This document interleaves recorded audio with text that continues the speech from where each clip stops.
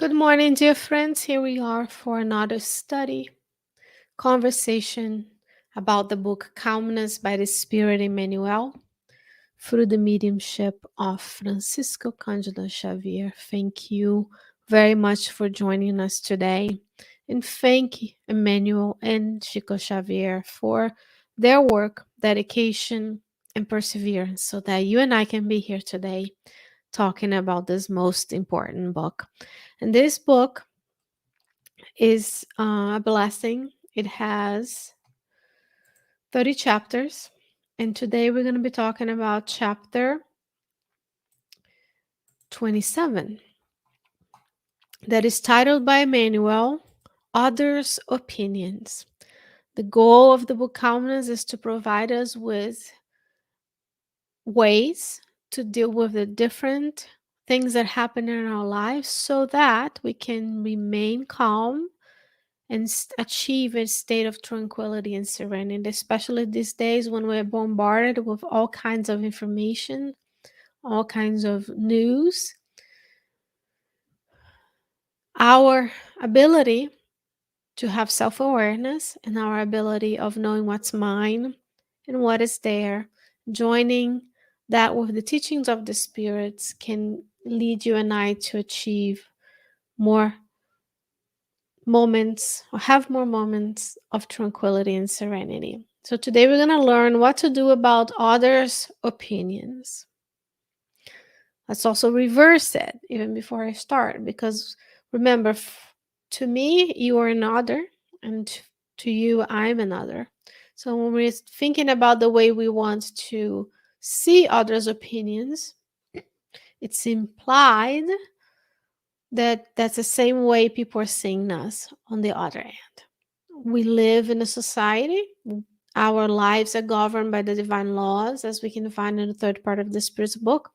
Therefore, we have to think about yourself. What do you do in relationship with others, and how what we do affect others, because that's all you can control is what you do, how you act, and how you react to what's going on around you. So if everybody thinks about what they do affecting others and how they can change the way they behave to match the modeling that Christ gave us, that's a lot of food for thought and how much better the world would be. And we're getting there. The planetary transition is gonna put us on that mindset, of course. So this is message 27, titled Others' Opinions, a very short, concise chapter. And Emmanuel tells us, quote, if you bring a clear conscience, why are you so impatient with the opinions of others if unfavorable? Question mark. Each person talks about what they know by offering what they are or what they have. The companion's assumption about us arises from what they would like to do or have done or do. Each of us is at the center of our own experiences. End quote. That's the half of the four, and pretty much half of this chapter. So if we are going about our day with a clear conscience, so why are we so impatient? Or are we so considering if someone else has an unfavorable opinion of us? He says each person talks about what they know by offering what they are or what they have. So one, for the same token, when they're talking about us, is a reflection of what they are or what they have. The same way when we have an opinion about others, remember, it's all about how am I doing in relation to others' opinions.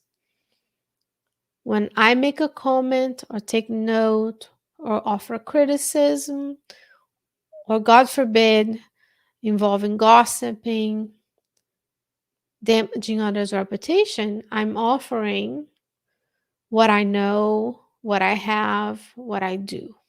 So it's pretty much reflect their opinion of ours is a reflection of what they are, and our opinion of others is a reflection of who and I are. So if I'm always negative and critical, that might be it. That's because my nature is still not of seeing the good in others, as the good spirits remind us. It says each one of us is at the center of our own experiences. So when I return to the spirit from the spiritual realm to reincarnate on the earth, I bring with me my reincarnatory plan.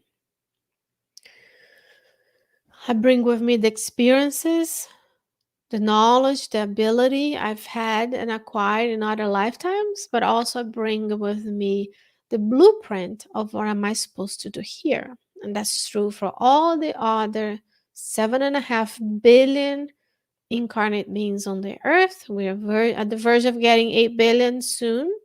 There's also the discarnate friends that are with us. So when we are being critical of others, I'm really living my own experience, showcasing to others what I am, what I have, what I do, what I know. And who knows, maybe we are even exposing what the spirits around me know, have, or do, because now I'm a vehicle, because I'm unaware that they are with me. I might be a medium and I don't know. I don't have my intuitive mediumship or extensive mediumship as educated as it could be. So I'm being a vessel and a conduit to the criticism of others as well. Emmanuel is going to continue this message for our reflection by saying, the brothers and sisters around us are free to weigh in on us, just as we are free to note their behavior. Nobody can compel a certain creature to reason with a different brain, except the one that belongs to him or her. If a person is irritated against us without a reason, there is no reason for us to buy an unnecessary field. If you are in front of an angry creature, just as you are in front of a sick person, provide help. Let us tolerate others so that others will tolerate us. Today, someone will have lost their serenity before us. Tomorrow, possibly, we would be us in equal situation before them, unquote. And that's it. Emmanuel first starts to tell us, if we have a clear conscience, we are doing what we're supposed to be doing, we are in alignment with the good spirits, we are praying for guidance, before we do something, we put that to comparison with the divine laws. I'm doing the good, I'm helping others, I'm getting rid of my pride and selfishness. Then what am I impatient about what others think? He says, first, what we talk about is a reflection of what we know, what we are, and what we have. And each and every one of us is about our conscience. And the second part is about, okay, they have the right to weigh in on our behavior as much as we note on their behavior as well. And you've noticed I'm always flipping this to what you can do, because that's where you can control your circle of influence. You can be less critical of others and yourself. You can extinguish the evil by not spreading fake news, not spreading gossip. If someone comes to you and make a comment about a colleague, you can say, well, that's not my experience with him or her. We shouldn't be talking this way. Or let's clarify, pick up the phone and call. Is this what you said? Is that what you meant? There's a lot of opportunity for miscommunication. And he's saying here, if a person is irritated against us and you don't see a reason to do so because you have a clear conscience, there's no reason for us to buy unnecessary fuel. So if we focus on the opinions of others, then we may be buying in on to a unnecessary fight that can derail and hinder our progress. Because after all, we are here to learn to love one another. We are here to redress past mistakes. We're here to learn new things. We're here to co-create with God in this world. We're not here only to expiate, but there are things that you and I are here to do due to the things we've done in the past. But we are reunited to learn through love. And then when love doesn't work, and that's when the pain can come to teach us as a tool. But we are here to do a lot more. And he will end by saying, let us tolerate others so that others will tolerate us. Because today they lost their serenity, but tomorrow that might be you and I. That's it, dear friend.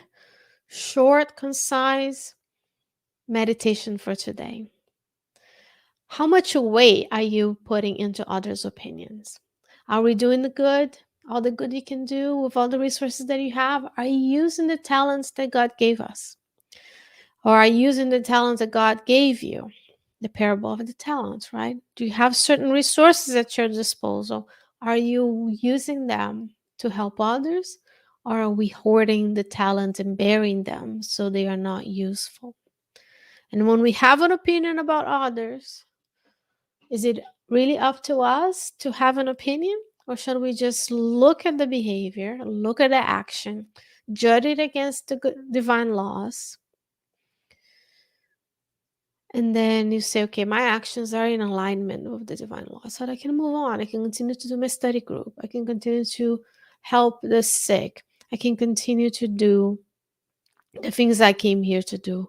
And he's saying, if you're in front of an angry person, consider them as the same as doing if you came across someone sick. Provide help. And we can provide help today by praying, by reading a good message, by sharing this content. Remember, every time you interact with the content at Cardiac Radio or the Spirit Society of Richmond or any other Spirit Society that you belong to, when you comment, when you share, when you like, it's not about the ego. It's about sharing the good news of the Christ. The content become relevant, and now it will be spread and shared with more people who may be in need of this word, so they know how to act when they are facing the opinions of others in their lives.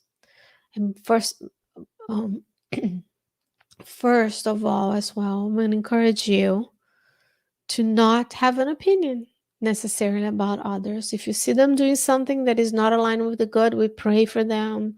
We visualize their mentors with them. We can put their names in the book of prayers of spiritist centers. We can reach out to those who love them in our mind and wish the divine providence can provide with that person what they need. Then we go about doing what we need to do today for our growth, for our redemption, for our contribution to the world, whatever we are. You are an agent, co-creator with God, and that's what I wish for you today. So between now and the next time we see each other, may you stay well. May you definitely stay safe. Follow all the resources that you can in order to be safe from the authorities, from science, and from providers. Between now and then, may you stay well, may you stay safe, help someone else, and take care of yourself. I'll see you next time. Bye bye, guys.